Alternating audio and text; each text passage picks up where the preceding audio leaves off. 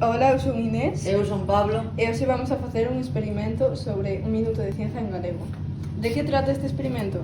Pois trata de ter un vaso de plástico con un pouquiño de agua e vamos a ver si queimando o plástico pois queima todo o vaso.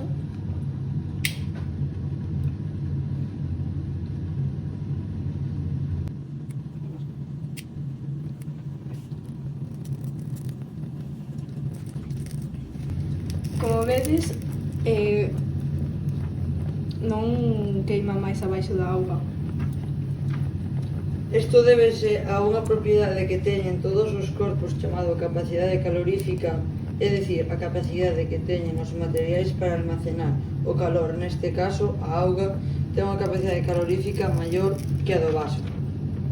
En palabras máis sinxelas, o vaso de plástico queimase porque ten carbono, en cambio a auga non ten, polo tanto non se pode queimar.